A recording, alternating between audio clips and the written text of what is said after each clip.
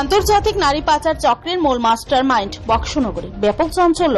আন্তর্জাতিক নারী পাচার চক্রের মূল জড়কে তবে জড়িয়ে রয়েছে উত্তর পূর্বাঞ্চলের এই ক্ষুদ্র রাজ্যের সীমান্ত এলাকার বক্সনগরে।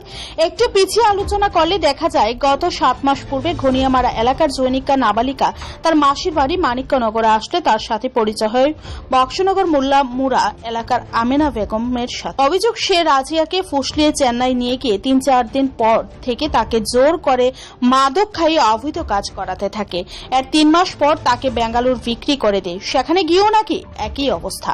আমেনা, সোনামুড়ার আক্তার এবং বাংলাদেশের লিজা, এই 3 জন মিলে কয়েক বছর যাবৎ ধরে এই অবৈধ দেহ ব্যবসা ও নারী পাচারের কাজ করে যাচ্ছে বলে খবর। সোনামুড়া, বক্সনগর, পুটিয়া এই 3 এলাকা দিয়ে বাংলাদেশে এর যুবতী মেয়েদেরকে বর্ডার পার করে আগরতলা রেল স্টেশন পর্যন্ত পৌঁছানোর কাছে নিয়োজিত আছে আমেনার বড় ভাই জয়দল হোসেন। তাদেরকে রেলের টিকিট কেটে এখান থেকে পাঠানো ছিল তার দায়িত্ব। ওইখানে আমেনা তাদেরকে স্টেশন থেকে রিসিভ করত, তারপর তাদের ভাড়া বাড়িতে নিয়ে গিয়ে তাদেরকে অবৈধ পেশায় লাগাতো। যারা এই কাজে আমোদ পোষণ করত তাদেরকে অন্য জায়গায় দালাল মারফত বিক্রি করে দিত 4-5 লাখ টাকার বিনিময়ে। এই অত্যাচার থেকে প্রাণে বেঁচে এসে গতকাল কলমচোড়া থানায় একটি মামলা দায়ের করেন রাজিয়া নামের এই মেয়েটি। মামলাটা করেন আমেনা বেগম ও তার ভাই জয়দল হোসেনের বিরুদ্ধে। তাদের বাড়ি বক্সনগর মোল্লামুড়া। এখন দেখার বিষয় পুলিশ কি ভূমিকা গ্রহণ করে। তোর নাম কি? রাজিয়া বেগম, হ্যাঁ, বাড়ি কনিয়ামারা। হ্যাঁ। আমি আমার মাসির বাড়ি বেড়াতে আসলাম। মাসির বাড়ি কোন জায়গায়? মাসির বাড়ি বক্সনগর। হ্যাঁ। তখন আসার পরে আমেনার সাথে দেখা হলো। দেখা হওয়ার পরে আমেনা বলতেছে তোমার ভালো কাজ দেবো। আমেনার বাড়ি কোন জায়গায়? আমেনার বাড়ি বক্সনগর মোল্লামুড়া। হ্যাঁ।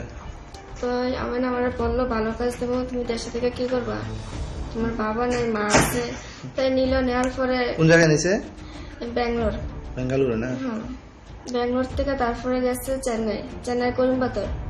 তো সেদিক থেকে নিয়ে এসে প্রথম তো ভালো ছিল, তারপরে বলতেছে এমন কাজ করার জন্য। তাই আমি বললাম না, আমি এমন কাজ করবো না। কি তারা কি করো এখানে? কি মেয়ে নিয়ে এসে মেয়েরে খারাপ কাজ করায়। ও, আর কতজন হইব আছে ওখানে? আছে 10-15 জন কি মেয়ে আছে। এই আমেনার আন্ডারে? হ্যাঁ। তুমি কত মাস ছিলে এখানে? আমি আসলাম 7 মাস।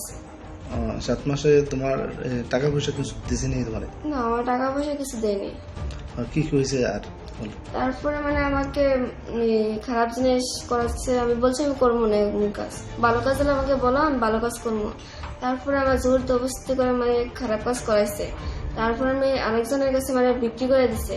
বিক্রি করে দেওয়ার পরে আমি এদিক থেকে ফলাইয়া বাড়িতে আসছি।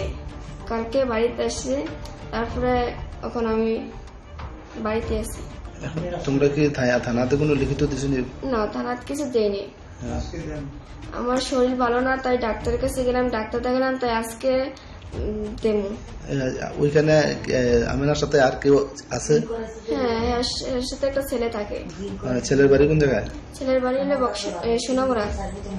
আর কোন মহিলা টইলা আসেনি? হ্যাঁ আছে, বাংলাদেশের মহিলা আছে। তারা ওইখানে থাকে না? হ্যাঁ, ওইদিকে থাকে। এই সমস্ত খারাপ কাজ করে না? হ্যাঁ, খারাপ। আমিনার ভাই আছে বক্সনগরে। নাম কি আমেনার ভাই? নাম হলো জয়দল হোসেন। এখান থেকে লোকগুলা হ্যাঁ, মেয়েগুলো বাংলাদেশের থেকে উঠে এদিকে পাচার করে। আর ওইখানে সে ইয়ে করে ব্যবসা করে? হ্যাঁ, ওইদিকে ব্যবসা করে। তো এখন তুমি কি চাও?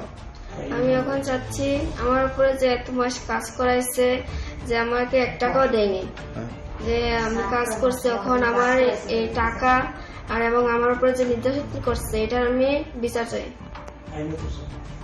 আমি আইনের কাছে এটাই চামু যে আমার সুস্থ সবলে যেন আমার বিচার করে দেয়। তারা ওইখানে কি কত বছর ধরে এই কাজ চালাইতেছে? কত বছর ধরে? প্রায় আজকে 3-4 বছর হয়ে যাবে। আচ্ছা, তুমি কি আর কারো জানাইছিলেন না? জানাইছি বলতে এমন কেউ জানাইনি।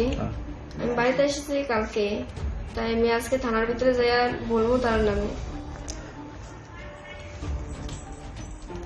এদিকে মনে করেন আমাকে খারাপ কাজ করায়, লোকে জোর জবরদস্তি করে ফ্ল্যাগ এবং বিয়ার ড্রিঙ্কস করা। তাই ড্রিঙ্কস করে তারপরে আমাকে এক্সট্রা মানে খারাপ কাজ করা তার রুমে। তুমি ওইখানে প্রতিবাদ করছো নি? না, এদিকে আমি ওদিকে কথা বুঝি না, ভাষাও বলতে পারি না, তাই আমি এদিকে কেউ জানাই না। কিভাবে আইছো ওইখান থেকে? এদিক থেকে আমার মাকে জানালাম, মা আমার তো এমন সমস্যা, আমি কিভাবে বাড়িতে আসবো। 1 মাস মার সাথে যোগাযোগ করতে পারছি না, তাই হঠাৎ করে যোগাযোগ করলাম। তারপরে মা আমার কেমন মামা লাগে তাইনাকে জানাইছে, জানানোর পরে তাইনা এদিক থেকে বাইরে পর্যন্ত আনছে, ওই টাকা মাকা ধার নিয়ে এসে তারপর আমাকে ওখান থেকে উদ্ধার করলো। মামলায় ব্যুরো রিপোর্ট, ত্রিপুরা নিউজ 8।